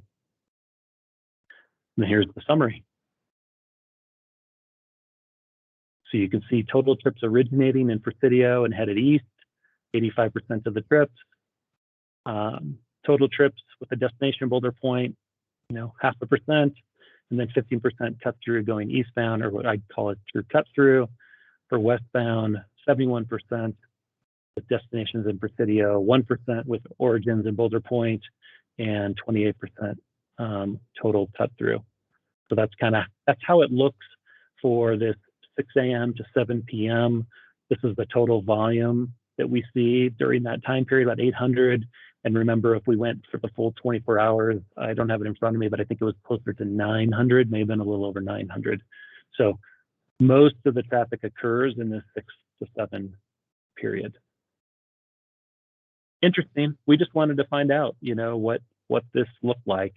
And we have this subscription, so it's pretty neat to pull this data and just see. Thank you, Jeff. Oh yes, and I saw this in the packet. This was interesting. The difference in time of 2 miles, 2 minutes, and 1.3 miles. So we did a couple travel time runs, and we realized, they vary. And rather than do 10 runs in each direction in different locations, we just do it with Google Maps because it's kind of our averages already. This was kind of mid-morning when we grabbed the data. It wasn't during a peak period, but yeah, if you're kind of in the heart of the neighborhood, this is really close to Woody Way. It's a little bit longer in time and a little bit longer in distance to go around to Walmart.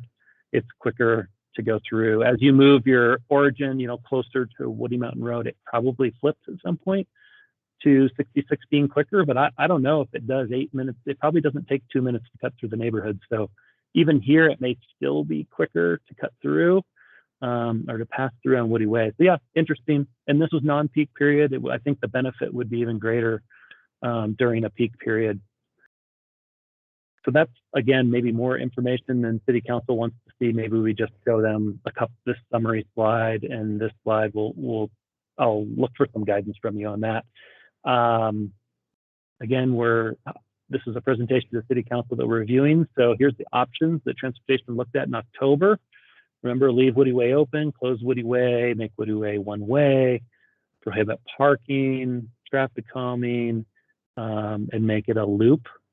And you chose to leave Woody Way open and take a look at some of this other stuff that we might be able to do. Here's our matrix. And then here is a summary slide that we were thinking that you may want to give, Julie. This was what we picked up for notes from the last meeting, and this may or may not still be what everyone on the commission feels. Think about it, we can come back to it. Maybe I'll run it all the way through and then we can go back and talk about. And then here are some of the options that we think could be doable. This is pretty unusual, but this is one of the concerns, is that we've had vehicles in the winter sliding down Highland Mesa. It's not steep, but there is a little bit of a downgrade on Highland Mesa. And we've had a vehicle end up in the front yard, I think over here. I think we could find a way. These are obviously kind of cartoonish rocks, but we could probably find a way to do something with this neighbor in the right of way. It probably wouldn't look quite like this, but we could probably find a way to do something, bury a couple of rocks to provide a little bit of deflection or protection from an errant vehicle. And this one's kind of fun. We haven't really done this before. We've talked to the streets department and they're willing to give this a shot to help us all out. A raised crosswalk or two. So this particular location is Highland Mesa and Axe Handle. So what we could probably do is do some sort of raised crosswalk. We already have the stop sign.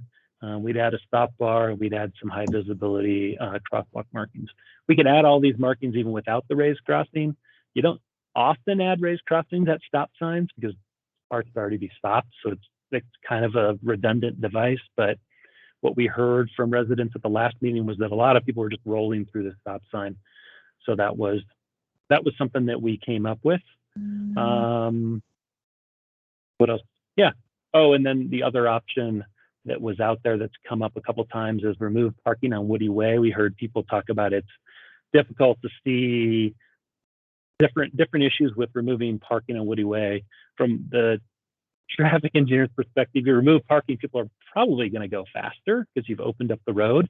So while this may make people more comfortable, not that we have a speeding issue on the little segment of Woody Way, but it will potentially speed people up a bit. All right, that was running through the presentation. And again, this is kind of a presentation for City Council and looking for some feedback on the options. That's what I have. Thank you. All right, let's do questions, public comment, and then discussion. So starting with questions. Any questions for commissioners? Commissioner Kraft. Yeah, I've always heard you say you don't like speed bumps, but a raised crosswalk is a speed bump basically. So why is it better? Yeah, we haven't ever liked these. Well, we haven't ever liked these before, mostly maintenance concerns. And there is some pushback in other cities where they do these. They, you put them in, some neighbors don't like them, you end up pulling them back out. You really have to be super careful when you're installing these types of things. Stephanie and I just set up a meeting with the public works crew and said, hey, we're struggling out here a bit. Are you willing to try some different things? And we talked about, we brainstormed the markings. Could it bring some more visibility to this intersection? We talked about an island here because we heard people were turning left, but They really didn't think they could get plows around that.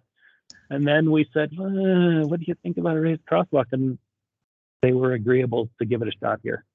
So I've changed my position, at least on this problem in this location. Well, obviously you come to a full stop before you go over it. So that's a difference, but mainly it's that you have to get a plow over it or you have to, that type of thing. That's what's difficult. Right. I'm assuming. Yes, plowing and sweeping these is a bit of a trick, but they use a smaller truck in this neighborhood. I think it's not a greater route, which helps because the truck plow floats on the front on the springs. The kind of weight of the vehicle sits on the plow. So there were a few specific things that allowed them to say, yeah, let's make it an option. Okay, thank you.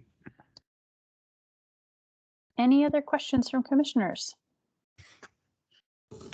Could I ask a question? Yes, Councilmember McCarthy. The way I see this drawn is the raised crosswalk would cross both lanes, not just the stopping lane. True? True.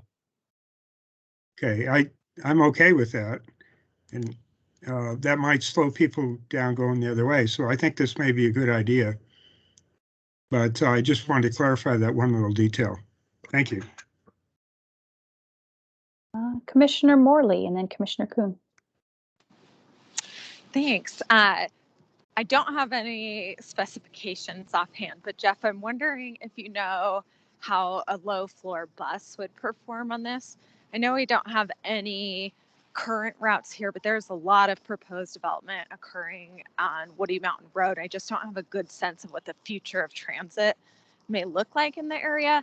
And then secondary to that, if we were to put one in, it doesn't work with a low floor bus. How hard is it to take back out to accommodate that? I think anything we put in, we could potentially take out, but it would not be popular if it was working well. Let's just talk about your vehicles or potential, not the ones you don't have one, but I'm sure there's some design vehicle information out there. We can take a look at it. Basically, we just adjust the total height and could adjust the approach and departure slope.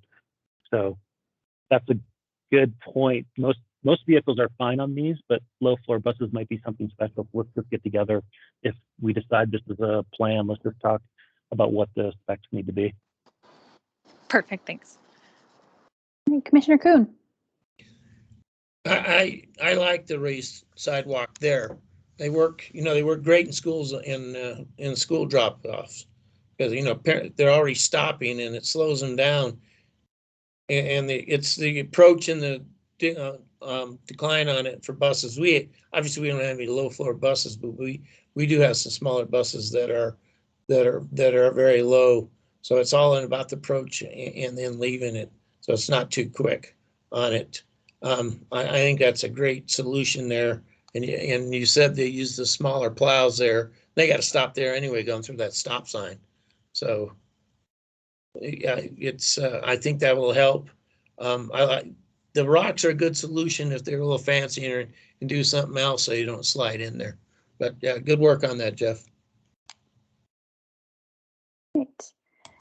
Okay, I'm going to open it up for public comment. So let's start with Kim Tittlebaugh. Go ahead, Kim. Good afternoon.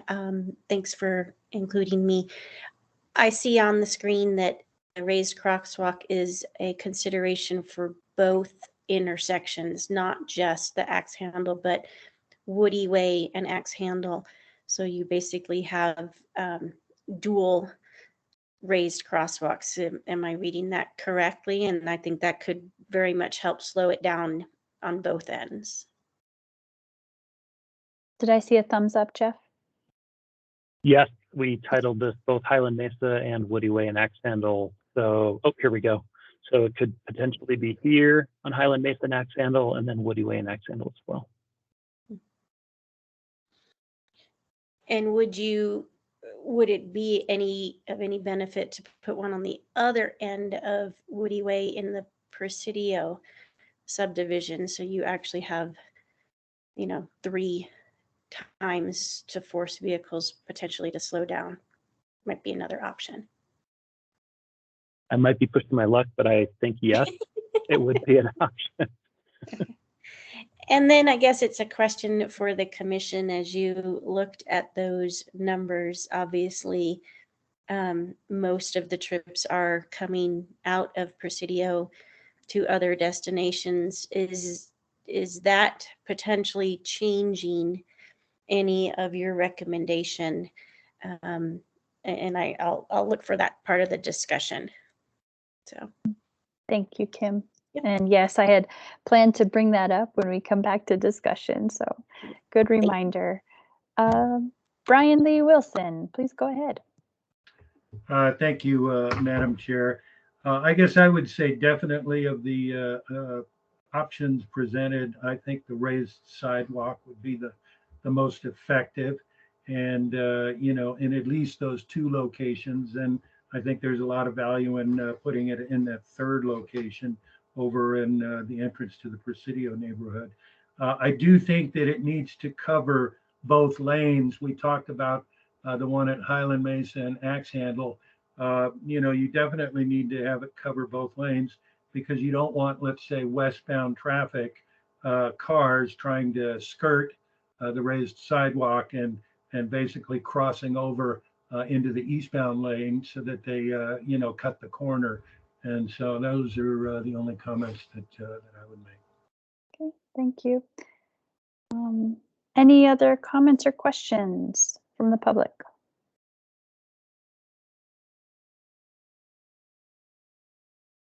Okay, hearing seeing none, closing public comment on to commissioner discussion.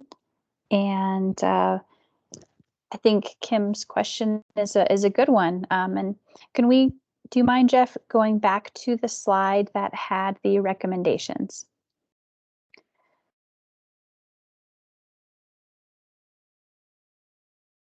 Sorry, for the Woody Way gate itself.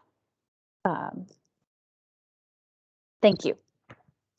So these were, as I read through these, this also is what I recall from our last meeting, but commissioners, if you could take a look through this. So I want to ask first, is there any change that you would like to see to these bullets? And then second, does the information from the cell phone study, called it something else, change your recommendation at all?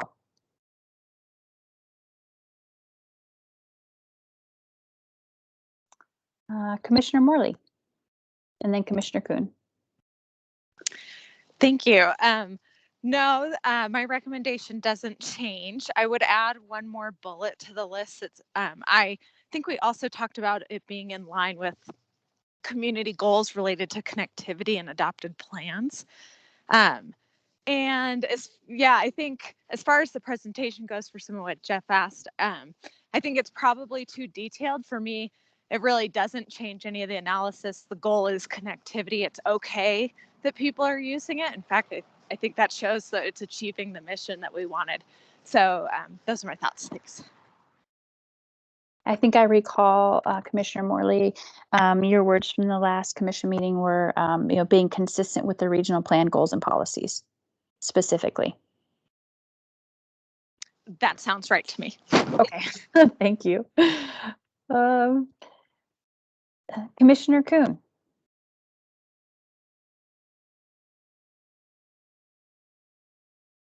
Or maybe your hand's still up from last time. Oh, sorry. I didn't really change mine much, but I do have just a little problem. Woody Way is designated as a public roadway, regardless of drivers' origin or destinations. We don't want to encourage traffic that is non-neighborhood. We'll end up with a bow and arrow in there where they're coming through, and that's not fair to the people that live there. So I don't know if we tweak that a little bit. I know there's a lot of growth around there, and does it end up being a Zuni drive Even that, and Jeff, some of you weren't around, and that problem again. So we got to watch how that verbiage is coming out there, Jeff. I can edit as we're on the fly here. Okay. Or I can hit it later. Up to you all. Just something that, hey, we encourage local travel, but not, I just get concerned that we'll have too many people using it.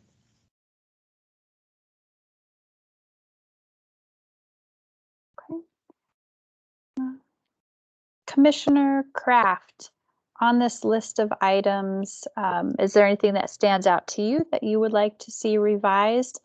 And second question, does the information from the cell phone pings change your recommendation? I support, not encouraging outside traffic coming through there, and so that wording change, and the study did not change anything for me. Thank you. I agree.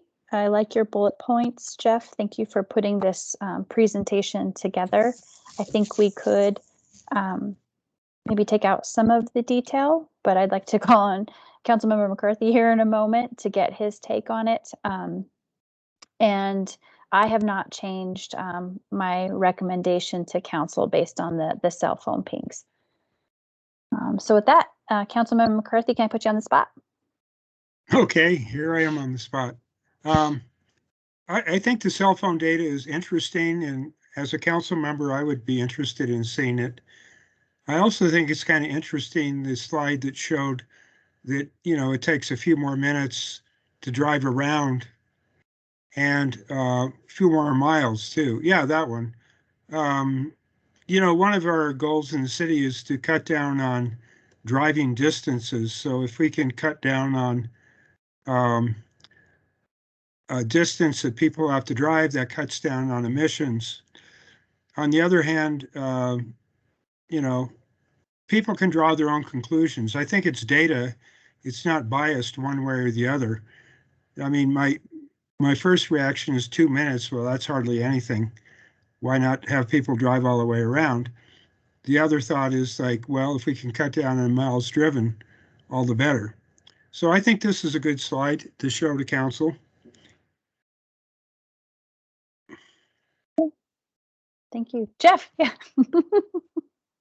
While we have you on the spot, Mr. McCarthy, is this adequate with a map, a map that kind of shows what's going on and then just the summary?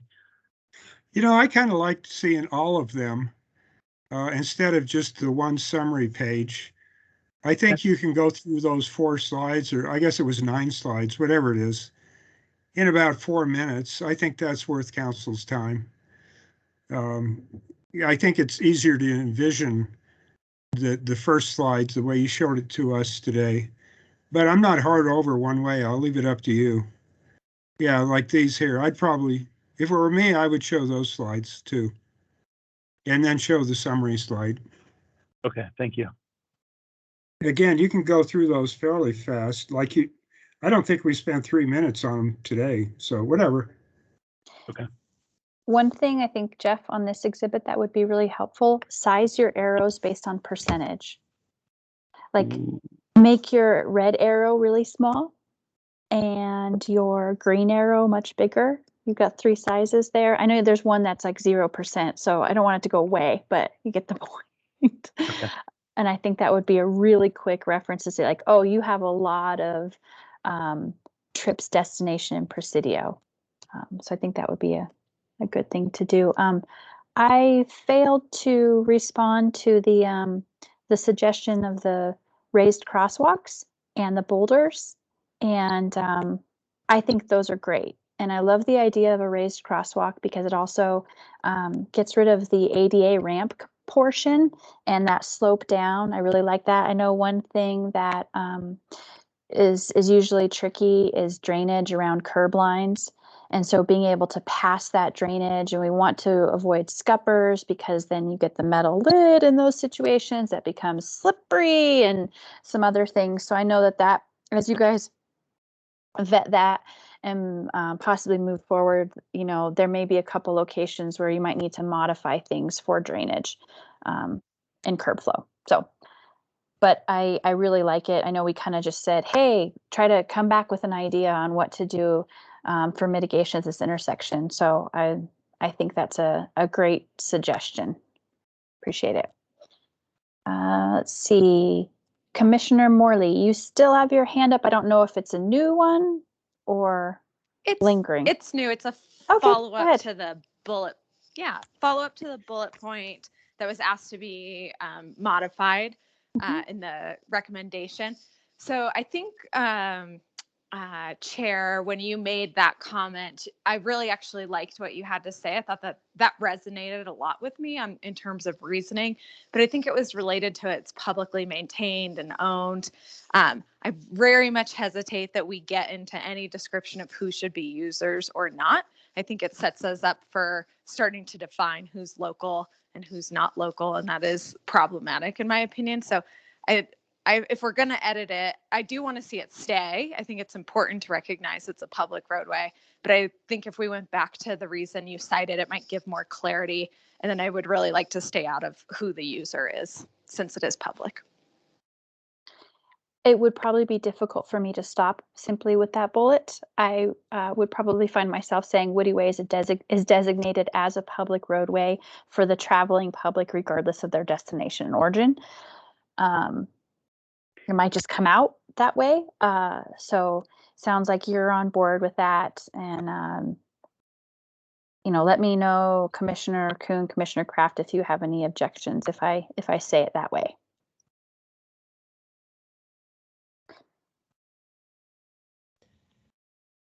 Again, we've got to watch with the new growth, the amount of cars that will be come back in a few years dealing with this again. So part of our job is projecting growth and what happens in anticipation.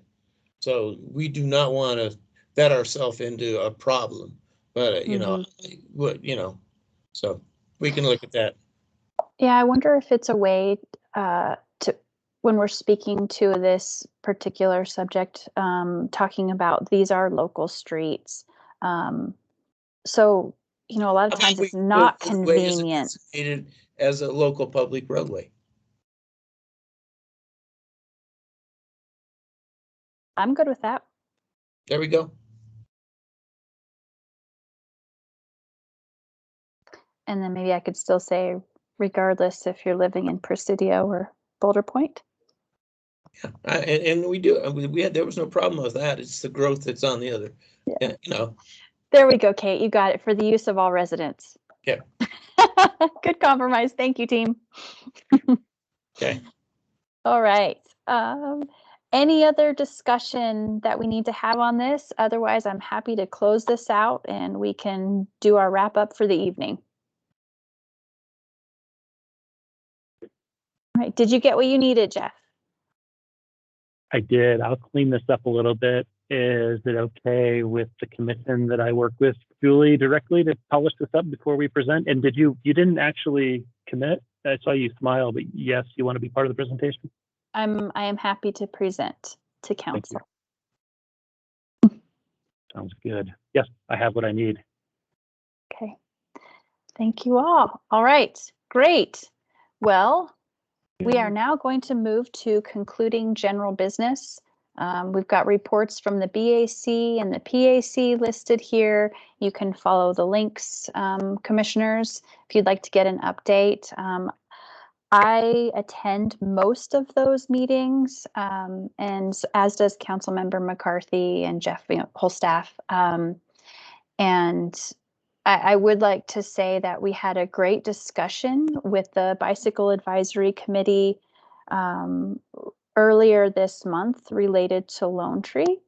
And it was great to get some very specific feedback and ideas and suggestions for intersection layout, kind of in follow up to the discussion that we had in August. And they had some suggestions and recommendations I thought were very helpful about the intersection specifically at Butler and Lone Tree. So the link is there. Feel free to go back to that.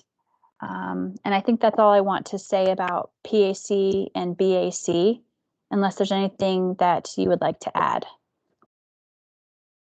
Shaking heads. All right, so let's move to informational items from commissioners and staff. The first one I asked Jeff to add onto here is a potential January special meeting, and I just kind of teed this one up.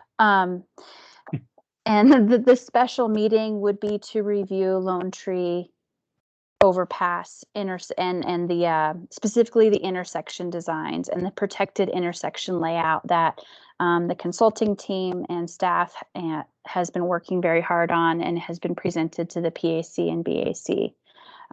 So I wanted to get your interest if you would be willing to have that special meeting specifically for that topic.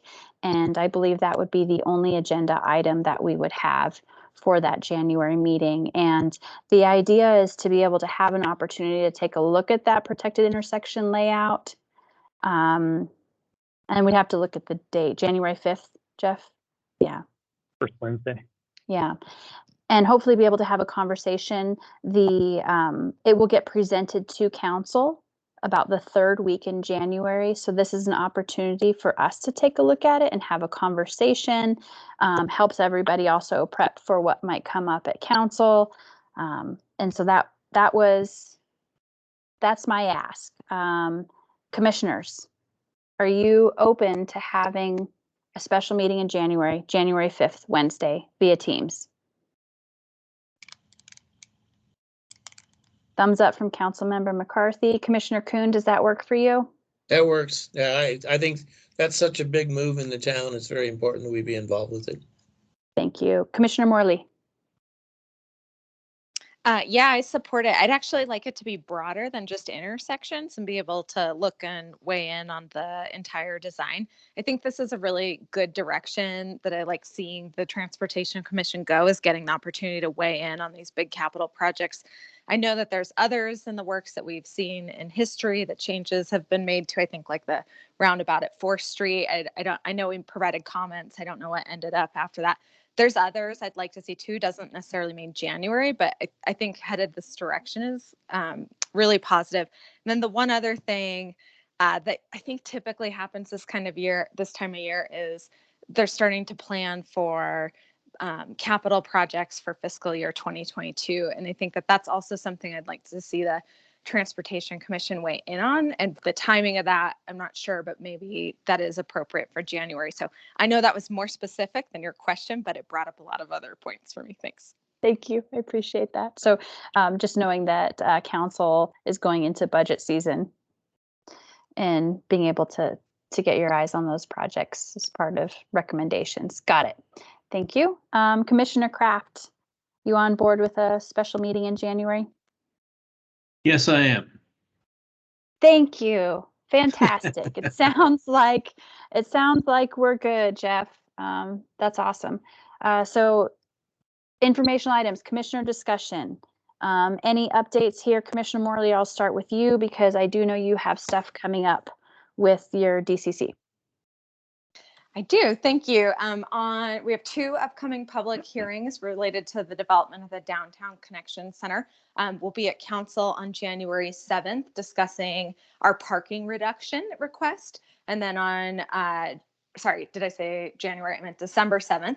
And then December 8th, the following day, we'll be at the Planning and Zoning Commission for our zoning approval for a CUP. So we're looking forward to those hearings. And if anyone wants to come speak or send me comments in advance, I'd be happy to take them. All right. Thank you, Commissioner Morley. Those comments would need to come in the form of individual comments, not from the Transportation Commission, but individual comments are absolutely welcome. Okay, Commissioner Kuhn, any updates from you? No, not right now. Thanks. Okay, Commissioner Kraft.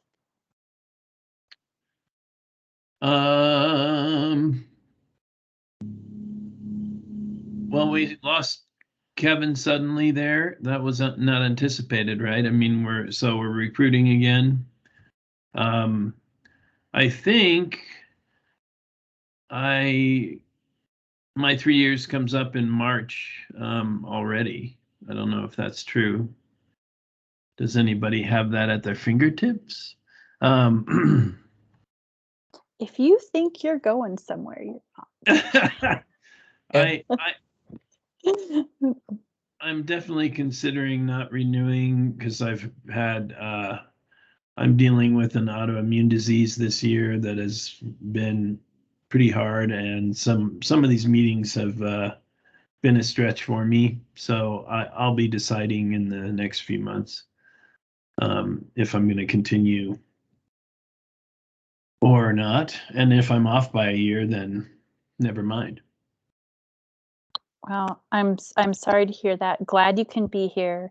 It sounds like perhaps the Teams meetings for you have worked out, that we haven't gone back in person.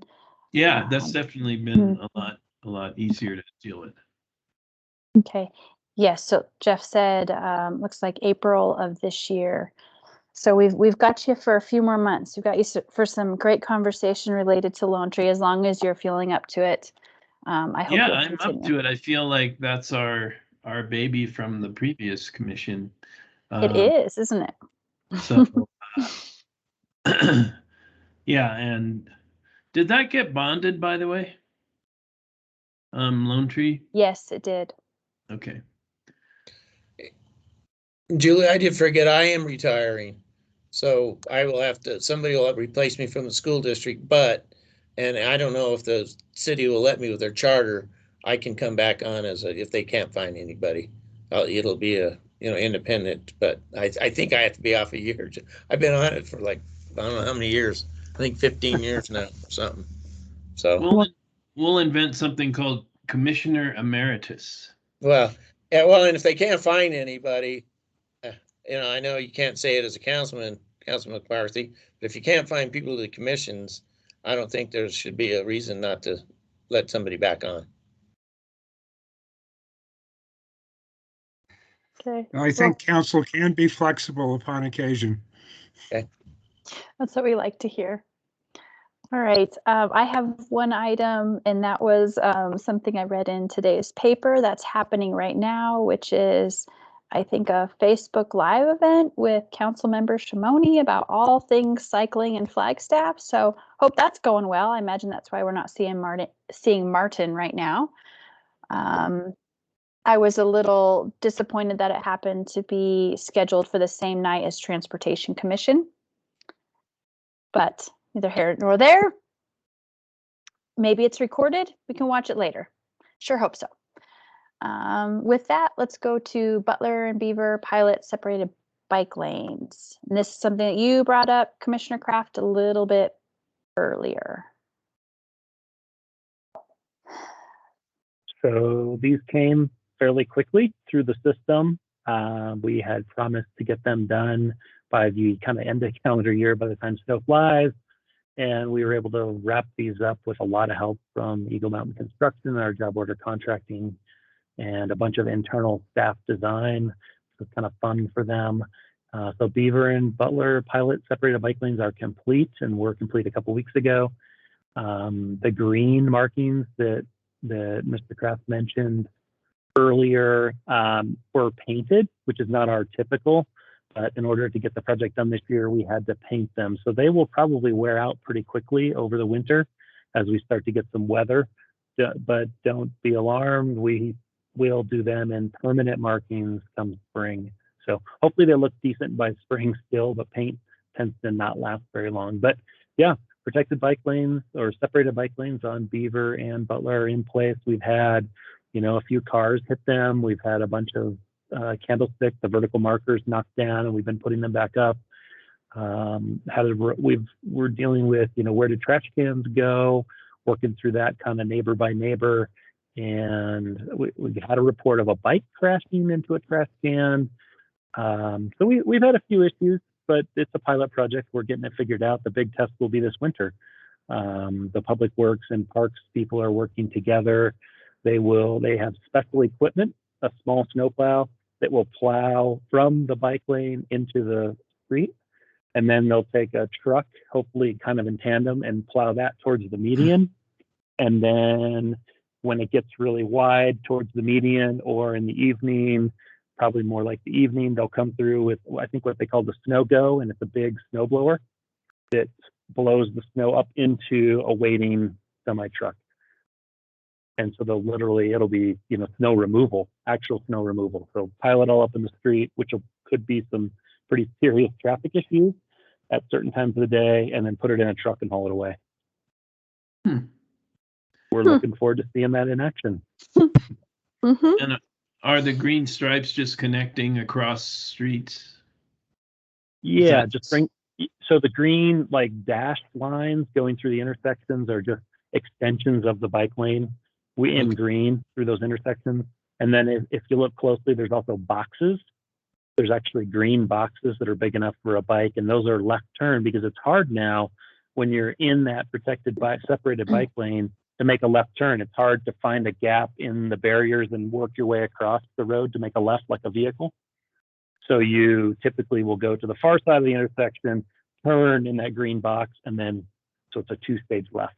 And that's part of what Martin was making the video of. And I checked the website, I don't think it's posted yet, but he was out shooting the video to show people how to do that.